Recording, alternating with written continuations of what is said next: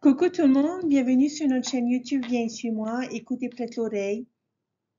Je suis Vaya Prière et je suis très heureuse de pouvoir vous retrouver cette semaine pour notre deuxième vidéo dans notre étude du programme Viens et suis-moi, le Nouveau Testament. Et cette semaine, nous avions à lire Matthieu chapitre 4, Luc chapitre 4 et le chapitre 5.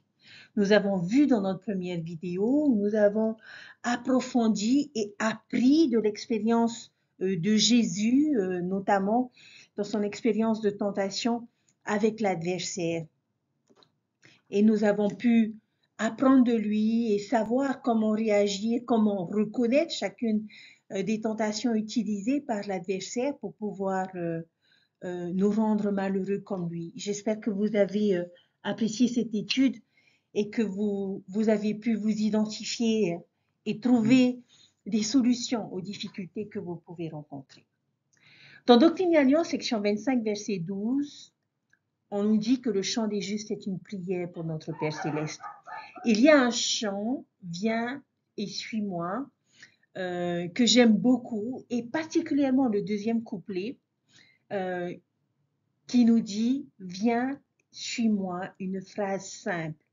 Par ces simples mots, Jésus nous guide auprès du Très-Haut. Il nous apprend la vérité qui saura tous nous inspirer. J'aime beaucoup ce chant et j'aime beaucoup ces paroles et je suis d'accord avec l'auteur de cette hymne que cette simple invitation en 3 mots ou 4, viens et suis-moi, brille des rayons sublimes et éclatants de la vérité. Il rayonne de puissance. Et je prie, chers frères et sœurs, pour qu'en étudiant l'histoire contenue dans Luc chapitre 5, les versets 1 à 11, nous soyons poussés et inspirés à répondre à cet appel qui a été fait à quelqu'un. Notre Sauveur Jésus-Christ était un invitant. Il n'a jamais menacé, il n'a pas soudoyé, il n'a pas supplié. Il a juste invité les personnes à venir et à le suivre. Et ici, dans ces versets, nous voyons comment il le fait. Il va inviter Pierre, Jacques et Jean à laisser derrière eux leur vie antérieure pour devenir ses apôtres. Et je pense que nous devons réaliser à quel point cela aurait été une invitation. Jésus n'a jamais hésité à inviter les personnes à faire des choses difficiles. Mettons-nous à la place des premiers apôtres et demandons-nous pourquoi cela pourrait leur être difficile à faire. Il leur demande de laisser derrière eux leur gagne-pain, pour laisser derrière eux le confort et la familiarité de leur profession choisie et de se tourner vers un avenir incertain d'apostolat et de ministère. Leur vie ne serait plus jamais la même après ce point. Donc, pour nous aider à comparer les Écritures, pouvez-vous penser à certaines des choses difficiles que Dieu nous invite à faire de nos jours? Réfléchissons à cela pendant une minute, chers frères et sœurs. Ce peut être vivre avec droiture au milieu d'un monde méchant. Ce peut être se repentir et renoncer à nos péchés les plus précieux, même ces choses que nous ne voulons pas changer. Ce peut être aimer et pardonner à nos ennemis ou juste payer au Seigneur 10% de ce que nous gagnons. Il y a tellement de choses que le Seigneur nous demande. Pour nos jeunes, ce pourrait être faire une mission, accepter un appel difficile, étudier les Écritures quotidiennement. Pour rendre cette leçon beaucoup plus pertinente, avant même de commencer notre étude, j'aimerais, chers frères et sœurs, que vous pensiez à l'une des invitations que le Christ vous a faites et qui vous semble difficile. Quelle est l'une de ces choses pour lesquelles vous avez du mal à venir et à suivre? Et armés de cette invitation à l'esprit, nous allons étudier Luc chapitre 5, les versets 1 à 11, en cherchant les moyens de terminer la déclaration suivante. Lorsque le Christ m'appelle à le suivre, je devrais ou je ne devrais pas. Quoi? Point d'interrogation. Ce que vous allez trouver ici, c'est cette merveilleuse conversation entre Pierre et Jésus, avant que Jésus ne donne à Pierre la grande invitation. Il lui offre d'abord une plus petite et ça fait une merveilleuse petite leçon de choses avec lui. Que demande-t-il initialement à Pierre de faire et comment est-ce que Pierre répond? Lorsque l'on regarde au verset 4, il demande à Pierre de lancer dans l'abîme et de jeter ses filets pour un trait ou une prise ou un trait de poisson.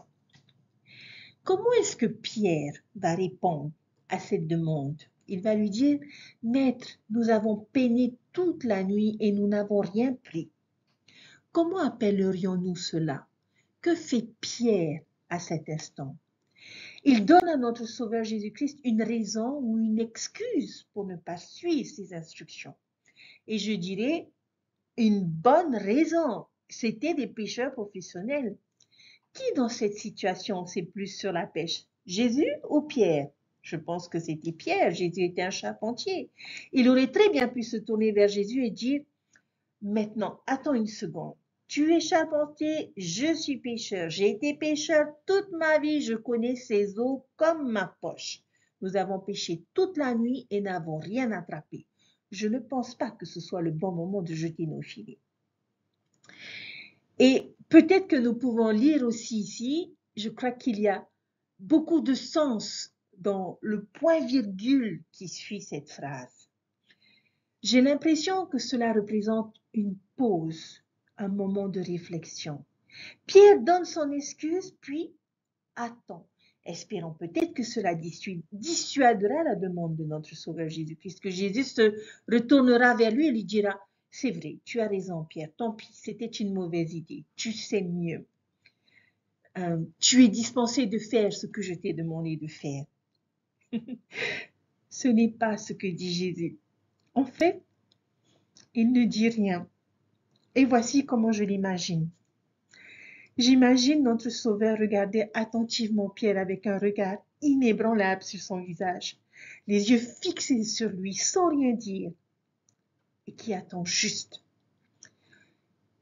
Et qui lui dirait peut-être, oh Pierre, je ne suis pas impressionné par ton raisonnement. Je t'ai demandé de faire quelque chose. Vas-tu le faire ou pas? Au crédit de Pierre, il répond avec humilité de la manière dont nous devrions tous répondre à ce genre de demande. Il dit, néanmoins, sur ta parole, je jetterai le filet. Et j'imagine qu'il le fait un peu incrédule du genre, d'accord, je sais que ça ne marchera pas, mais d'accord, je vais le faire, si tu veux vraiment que je le fasse. Et c'est ce que fait Pierre. Et il jette les filets. Que se passe-t-il au verset 6? Quand ils eurent fait cela, ils enfermèrent une grande multitude de poissons et leurs freins de filets. Et ils firent signe à leurs compagnons qui étaient dans l'autre bateau de venir les secourir. Et ils vinrent et remplirent les 2 navires, de sorte qu'ils commencèrent à couler. Waouh! Quelle belle expérience et quel beau miracle! Jésus avait raison. En fait, il savait mieux que Pierre. Et parce que Pierre a été suffisamment humble pour obéir au commandement de notre Sauveur, il a reçu une grande bénédiction. Sommes-nous parfois comme Pierre? Essayons-nous parfois de nous excuser de suivre une des demandes de Dieu parce que nous sentons que nous savons mieux ou nous nous sentons justifiés d'une manière ou d'une autre de le refuser? Vous êtes-vous déjà disputé avec un commandement ou un appel auparavant? Alors Jésus demande, je veux que tu fasses une mission pour l'Église. Et nous disons, oh mes Seigneurs, qu'en est-il de mon éducation, de quitter ma famille, de quitter mes amis? Je ne suis pas vraiment très douée pour enseigner. Je ne me sens pas prêt ou capable de faire ceci ou cela. Et Jésus nous regardera avec ce regard sur son visage, avec amour bien sûr, mais peut-être un peu impressionné par nos rationalisations. Et espérons-le que comme Pierre nous dirons, néanmoins sur ta parole, je rendrai mes papiers à mon évêque. Et Jésus dit, j'aimerais que vous assistiez à vos réunions d'église chaque dimanche. Et peut-être que nous lui dirons, mais c'est mon seul jour de congé, Seigneur. C'est quand je regarde le foot. De toute façon, je ne te retire rien de mes réunions. Les gens de mon quartier ne sont pas très accueillants. Et Jésus nous regardera avec amour, mais fermeté, et ne dira rien. Et j'espère que nous dirons, néanmoins, sur ta parole, j'irai et je ferai. Jésus nous demande, je veux que vous serviez comme présidente de la société de secours, ou que vous soyez instructrice de la primaire, ou que vous travaillez avec les jeunes gens et les jeunes filles. Et nous regarderons Jésus et nous dirons peut-être, je ne peux pas faire ça maintenant, je suis trop occupée. Je ne sais pas comment remplir cet appel. Je n'ai jamais servi dans cet appel auparavant. Et il nous répondra par ce regard attentif. Et nous regardons ce visage comme Pierre et nous disons, je l'espère, néanmoins, sur ta parole, j'accepterai cet appel. Alors, chers frères et sœurs, comment pourrions-nous terminer notre phrase? Quand Jésus m'appelle à le suivre, je ne devrais pas faire d'excuses ou de rationalisation. Je devrais avoir une attitude, néanmoins, sur ta parole, je le ferai. Et suivre, quelles que soient toutes les bonnes raisons auxquelles nous pouvons penser de ne pas le faire. Maintenant, considérons ceci. Que s'est-il passé parce que Pierre était prêt à montrer cette attitude? Néanmoins, selon ta parole, je le ferai. Ils ont renfermé une grande multitude de poissons à tel point que leurs filets se brisent et qu'ils remplissent 2 barques si pleines de poissons qu'elles commencent à couler. Oh, j'aime beaucoup cela. Voyez-vous le principe que Jésus a essayé d'enseigner à Pierre et nous enseigne à nous aussi, il dit, regarde Pierre, quand tu m'écoutes, quand tu fais ce que je te demande, c'est ce qui va arriver. Les bénédictions viendront et elles viendront toujours. Cela me rappelle une promesse que nous avons vue il y a quelques semaines lorsque nous avons étudié Malachie où le Seigneur a dit « Mettez-moi ainsi à l'épreuve et vous ne verrez pas si je n'ouvre pas pour vous les écluses du ciel et ne déverse pas les bénédictions de manière à ce qu'il n'y ait pas assez de place pour le recevoir. » Lorsque nous obéissons avec une attitude néanmoins, notre bonté, notre générosité déborderont dans notre vie, comme celle du Seigneur. Ensuite, ce que Pierre dit, me touche vraiment. Quelque chose que j'aime beaucoup chez Pierre, c'est qu'il est tellement humain que nous pouvons nous identifier à lui. Parce qu'après avoir été témoin de cette étonnante démonstration de la puissance du Seigneur, immédiatement il se sent indigne. Que dit-il? Éloignez-vous de moi, car je suis un homme pécheur. Comment est-ce que Pierre se voit-il alors? Comme un homme pécheur. Mais qu'est-ce que Jésus a vu en Pierre? Il a vu un maître, un apôtre, un prophète, l'homme qui dirigerait son Église après sa crucifixion. Il a vu un rocher en Pierre, pas seulement un ciment. Et vous voyez cette même réaction chez de nombreux prophètes des Écritures. Moïse s'est vu comme long d'élocution, mais le Seigneur a vu l'homme qui conduirait son peuple hors d'Égypte. Enoch se considérait comme un garçon que tout le monde détestait, mais le Seigneur a vu l'homme qui bâtirait Sion. Joseph Smith se considérait comme un garçon obscur, sans importance dans le monde. Mais le Seigneur a vu l'homme qui rétablirait son Église dans les derniers jours. Quelle est la leçon ici, chers frères et sœurs? Nous devons commencer à essayer de nous voir de la manière dont le Christ nous voit. Pouvons-nous être assez humbles pour admettre que nous ne sommes peut-être pas les juges les plus précis de notre propre potentiel? Si notre Sauveur Jésus-Christ nous demande de faire quelque chose, nous savons, inhérent à l'invitation elle-même, que nous avons le pouvoir de le faire. Si nous ne l'avions pas fait, il ne nous aurait pas demandé. Ainsi, chers frères et sœurs, lorsque nous sommes tentés de nous rabaisser, de douter de nous-mêmes ou de douter de notre capacité ou de notre mérite à faire quelque chose,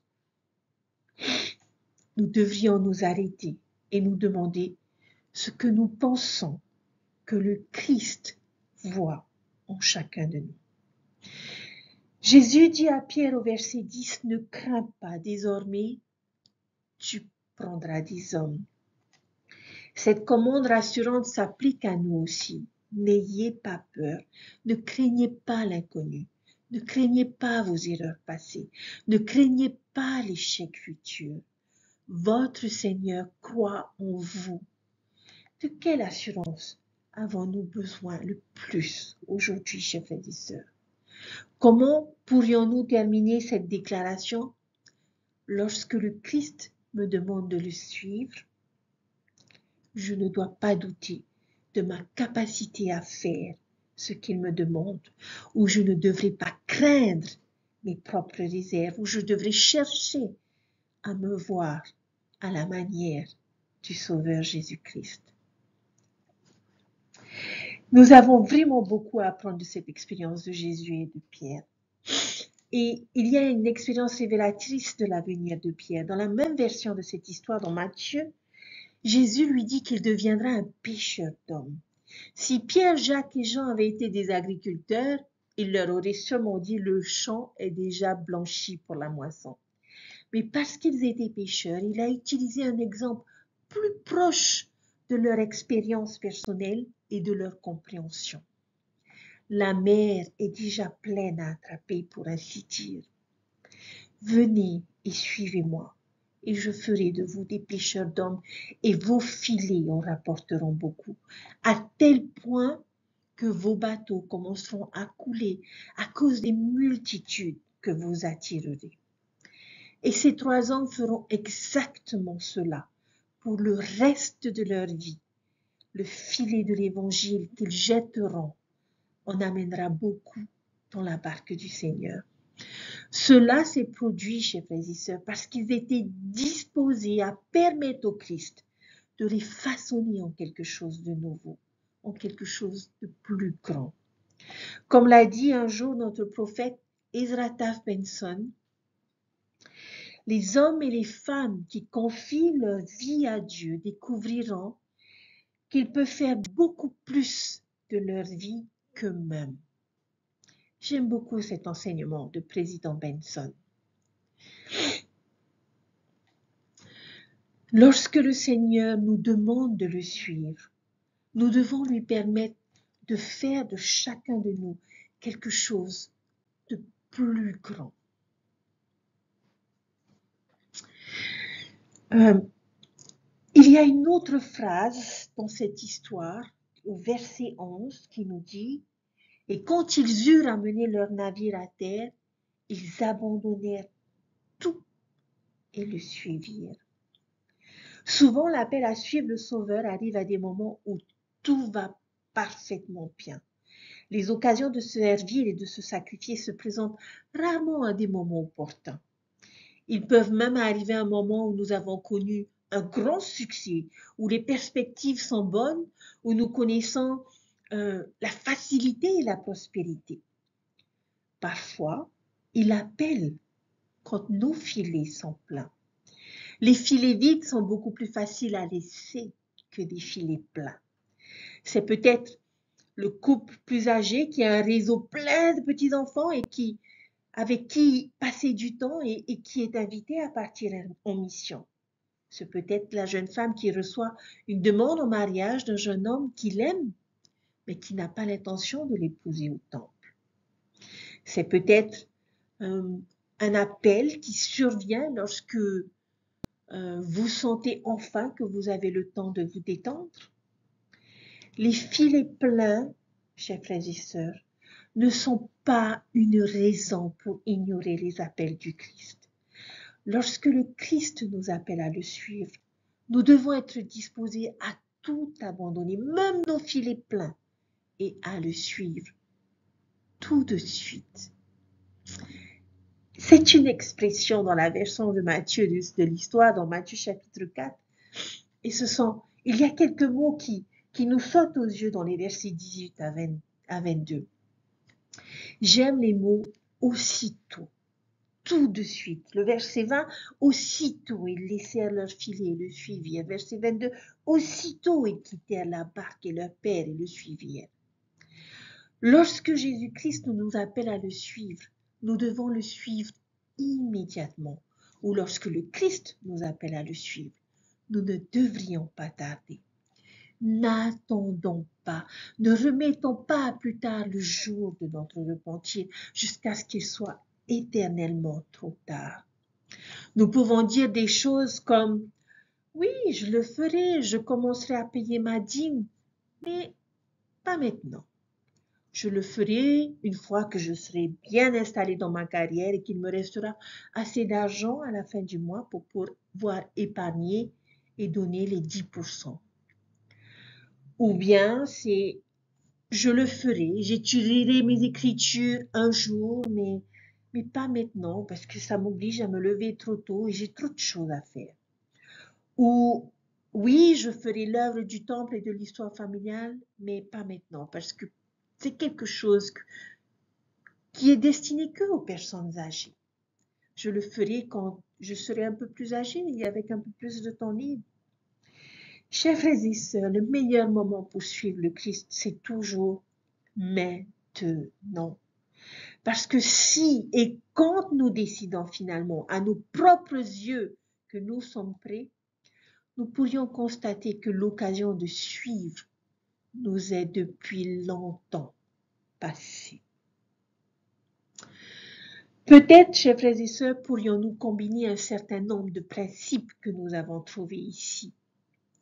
Lorsque le Christ m'appelle à le suivre, si je le suis immédiatement, sans excuse, avec une attitude néanmoins selon ta parole, oubliant mes erreurs passées ou mes sentiments d'inadéquation, alors il me bénira abondamment et fera de moi quelque chose de bien, de plus grand que je ne pourrais me faire moi-même.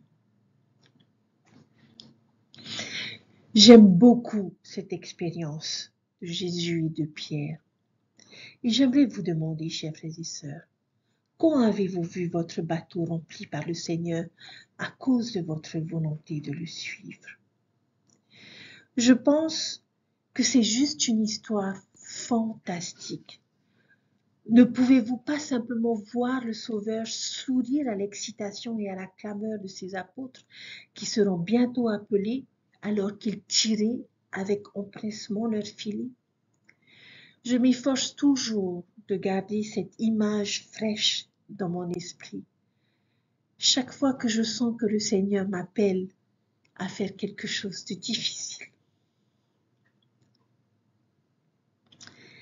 quelque chose que je suis peut-être pas trop enthousiaste à faire, mais je peux vous assurer que chaque fois que je suis allée de l'avant et que j'ai fait confiance à la confiance de mon Sauveur en moi, mes bateaux ont toujours été chargés à ras-bord. Nous devons juste être prêts à jeter nos filets de l'autre côté de notre navire lorsque notre Seigneur nous y invite.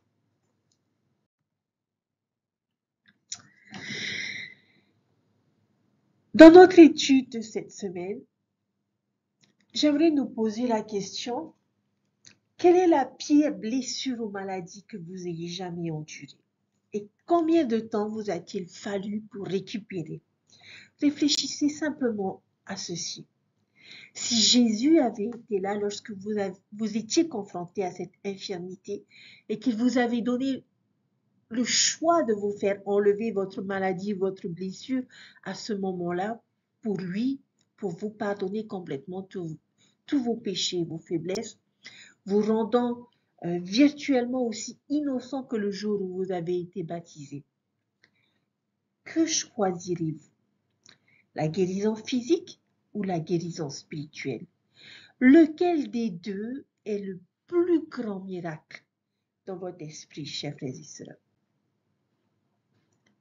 Nous savons tous que Jésus en a guéri beaucoup au cours de son ministère et que le pouvoir qu'il avait de le faire a attiré des dizaines de personnes à ses côtés.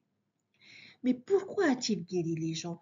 Pourquoi était-ce une si grande partie de sa façon de faire les choses? Il y a plus d'une réponse à cette question.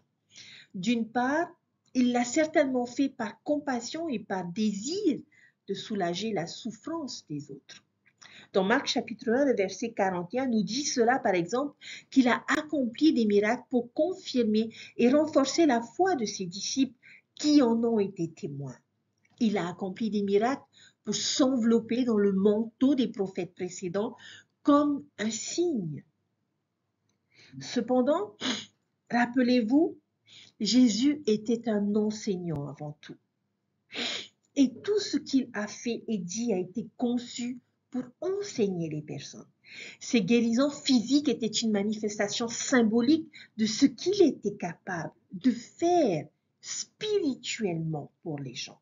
C'est de loin ma façon préférée d'étudier et d'appliquer les guérisons de notre Sauveur Jésus-Christ.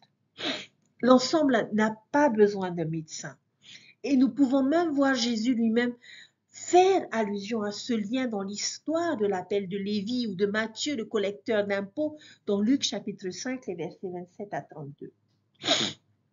Pour résumer, Jésus voit Lévi assis au guichet des impôts et l'appelle à le suivre, ce qu'il fait, amenant les scribes et les pharisiens à se plaindre du genre de personnes dont Jésus s'entourait parce qu'il détestait les publicains.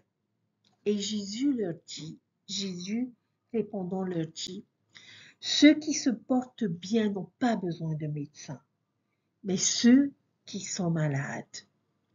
Verset 32, je ne suis pas venu appeler les justes, mais des pécheurs à la repentance.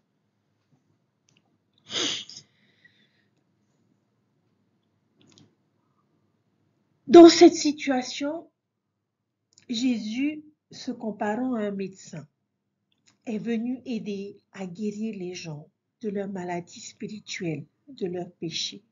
Et nous savons tous que notre Sauveur est le grand médecin. Le péché peut donc être considéré comme une maladie. Et j'aime mieux cette métaphore que beaucoup d'autres que nous trouvons dans les Écritures.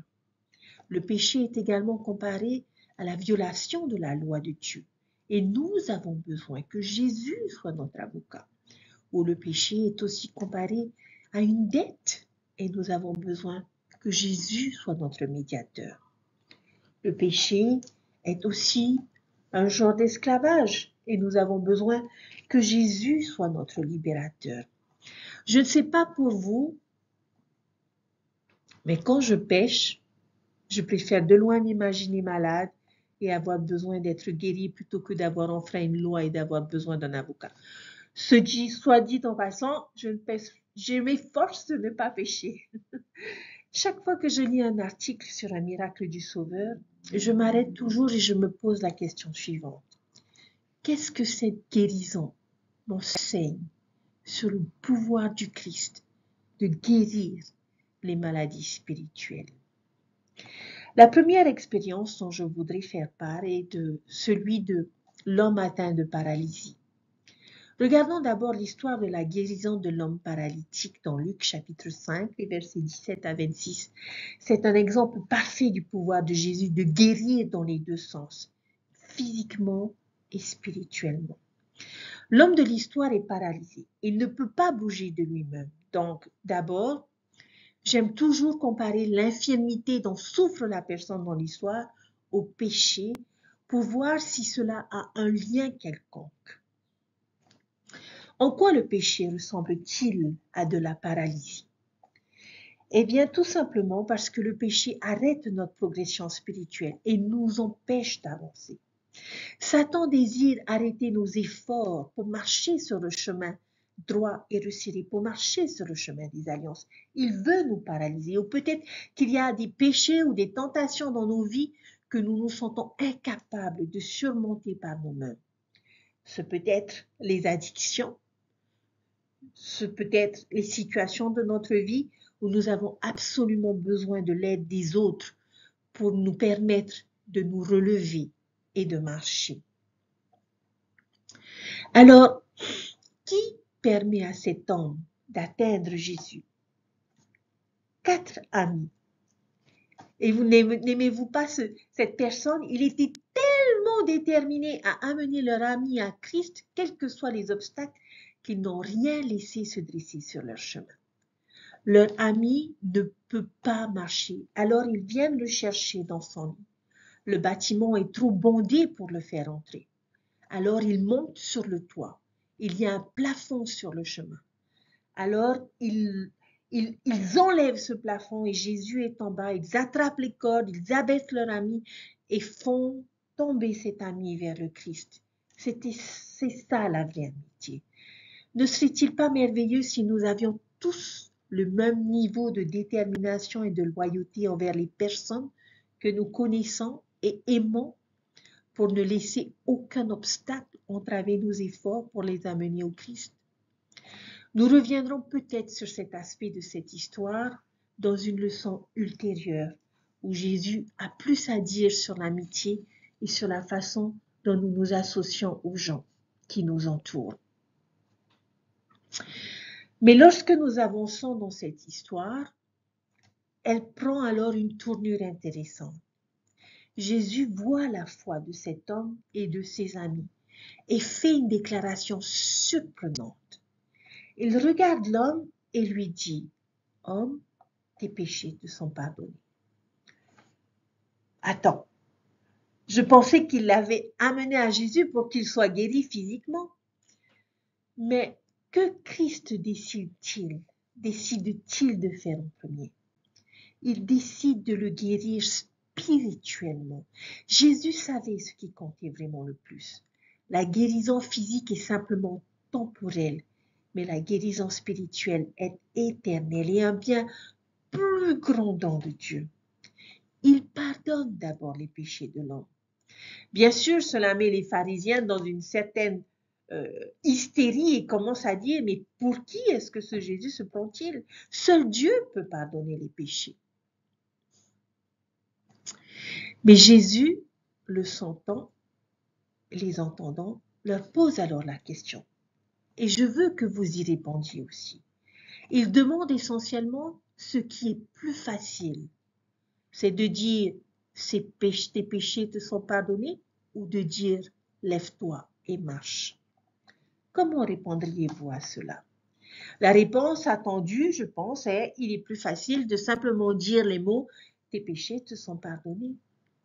Mais pour faire marcher le paralysé, c'est un peu plus difficile à faire. Cela relève d'un miracle, ce n'est pas n'importe qui peut faire ça. Alors Jésus dit, mais afin que vous sachiez que le Fils de l'homme a sur la terre le pouvoir de pardonner les péchés, dit-il au paralytique, je te dis, lève-toi, prends ta couche et va dans ta maison. Et l'homme le fait. Voyez-vous le point de vue de Jésus ici? Il dit en substance, si je peux faire la chose la plus difficile, cela ne signifie-t-il pas que je peux aussi faire la plus facile dans votre esprit? Si j'ai le pouvoir de faire marcher le paralysé, cela suggérerait que j'ai aussi le pouvoir de pardonner les péchés. Et je veux que vous sachiez que je peux faire les deux. Et nous savons que Jésus peut faire les deux pour nous aussi, n'est-ce pas? Connaissez-vous des personnes qui ont été guéries physiquement par le pouvoir de la prêtrise? J'en ai vu. Et je peux vous dire que c'est incroyable, miraculeux et encourageant la foi. Connaissez-vous quelqu'un qui a déjà été guéri spirituellement?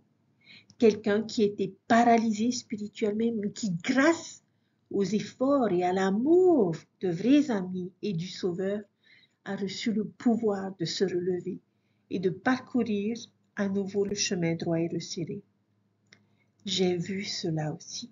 J'ai vu les personnes se remettre de leur paralysie spirituelle pour se tenir à nouveau sur leurs deux pieds spirituels. Et pour moi, sincèrement, c'est le plus grand miracle avec des implications plus éternelles qu'une simple guérison physique et temporaire. Voyez-vous comment nous pouvons apprendre beaucoup de vérités spirituelles en regardant les guérisons de cette manière? Une autre expérience dans Luc chapitre 5, les versets 12 à 15. Une autre histoire de guérison. Et je sais que nous revenons en quelque sorte en arrière ici, mais regardez ces versets 12 à 15 et essayez-le par vous-même cette fois. Je vous invite à lire l'histoire de l'homme atteint de la lèpre et voyez quelque sorte de vérité spirituelle que nous pouvons en tirer. C'est juste court, 3 versets, et nous allons nous concentrer juste sur les versets 12 et 13. Verset 12, et il arriva, comme il était dans une certaine ville, qu'il vit un homme plein de lèpre, qui, voyant Jésus, tomba sur sa face et pria en disant, « Seigneur, si tu veux, tu peux me rendre pur. » Verset 13, et il étendit la main et le toucha en disant, « Je veux, sois pur. » Et aussitôt la lèpre le quitta. La lèpre était une terrible maladie, l'une des plus redoutées du monde antique. C'était une maladie qui vous tuait lentement en rongeant votre peau.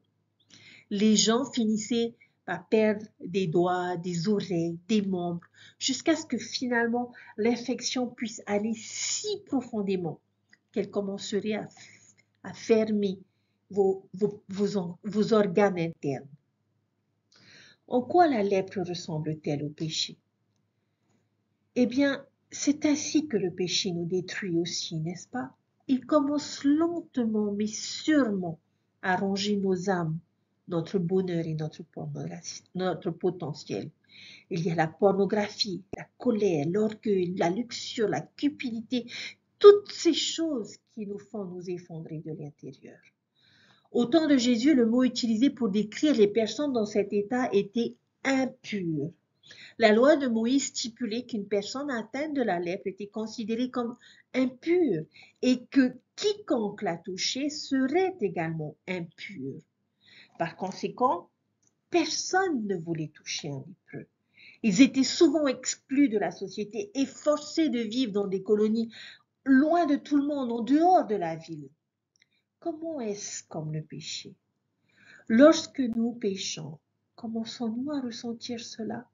Comme si nous étions impurs, indignes d'être autour de ceux qui n'ont pas fait ce que nous avons?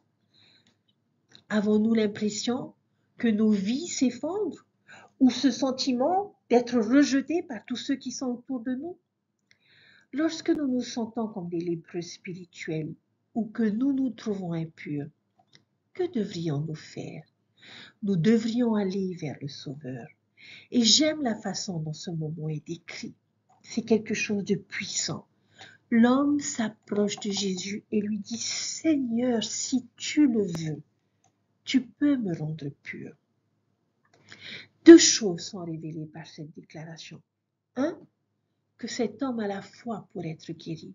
Il exprime sa confiance dans la capacité du Sauveur à le guérir. Mais il y a une chose dont il n'est pas sûr. Si Jésus a la volonté de le faire. Si ce grand rabbin a accepté de le toucher, lui, un lépreux, impur comme il est. Nous pouvons aussi parfois, chers frères et sœurs, être tentés de ressentir cela à propos de nos péchés. Nous nous demandons si Jésus voudrait même que nous revenions après ce que nous avons pu faire. Nous sommes tentés de nous sentir indignes de son amour ou de son pouvoir de guérison. Que fait Jésus dans cette situation? Verset 13, il étendit la main et le toucha en disant, « Je veux, sois pur. » Et aussitôt la lèpre le quitta. Jésus n'a pas toujours touché les gens pour les guérir, comme dans la dernière histoire, par exemple. Il a simplement ordonné à l'homme de se lever et de marcher. Mais ici, il touche d'abord le lépreux. Pouvez-vous imaginer ce que cela a dû signifier pour cet homme qui n'avait probablement pas ressenti de contact humain depuis je ne sais combien de temps, probablement pas même de sa propre famille? Que venons-nous d'apprendre sur notre Sauveur, qui n'a pas peur et qu'il ne veut toucher personne avec son pouvoir de guérison du pardon. Il ne recule pas de dégoût ou de déception face aux choses que nous avons pu faire. Il n'est pas repoussé par nous ou notre passé.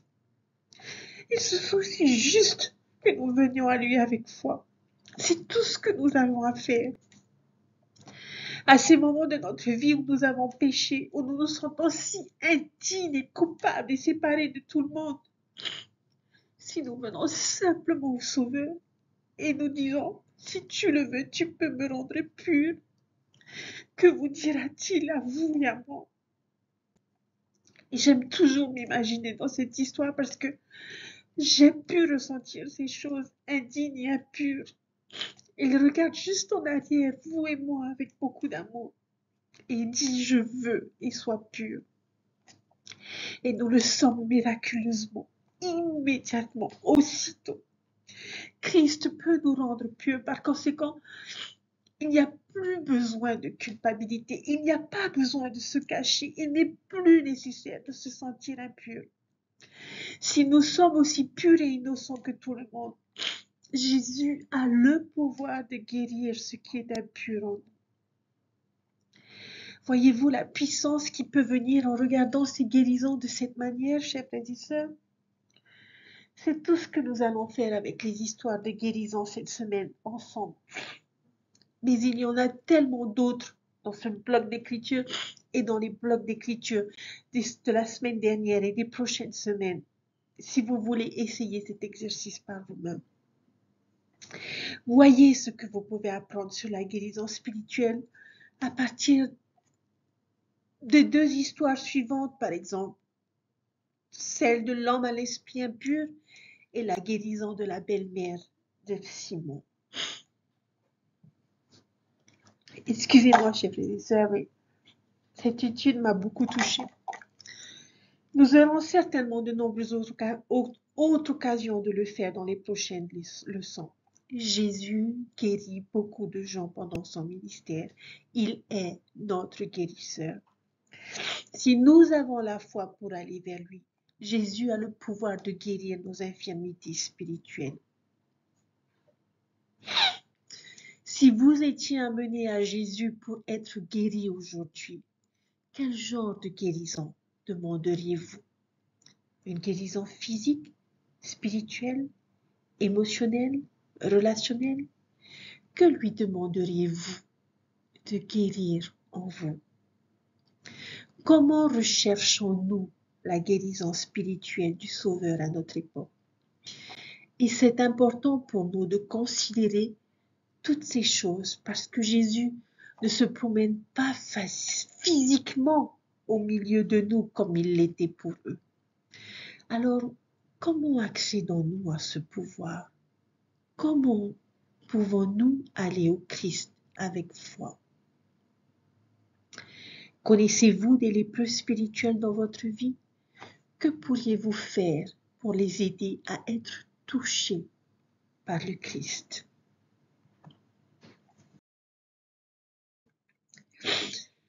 Chers frères et sœurs, je crois au pouvoir de guérison du Christ. Je l'ai vu dans ma propre vie et dans la vie de ceux que j'aime. Ces guérisons spirituelles dont j'ai été témoin dans ma vie sont parmi les plus grands miracles que j'ai jamais vus. Jésus nous dira, je veux, sois pur, et nous le serons. Je témoigne du pouvoir du Christ de le faire pour nous tous. Il l'a fait pour moi, il l'a fait pour des personnes que je connais et que j'aime, et il peut le faire pour vous. Le président Nelson a enseigné, lorsque des épreuves difficiles surviennent dans votre vie, il est temps d'approfondir notre foi en Dieu, de travailler dur et de servir autrui. Alors il guérira notre cœur brisé et nous accordera sa paix et son réconfort. Ses grands dons ne seront pas détruits, même par la mort. Jésus nous a dit, venez à moi, vous tous qui êtes fatigués et chargés, et je vous donnerai du repos. Prenez mon joug sur vous et recevez mes instructions, car je suis doux et humble de cœur, et vous trouverez du repos pour vos âmes. Car mon joug est doux et mon fardeau léger. Pour aller à Jésus-Christ et guérir ce qui est brisé, nous devons avoir foi en lui.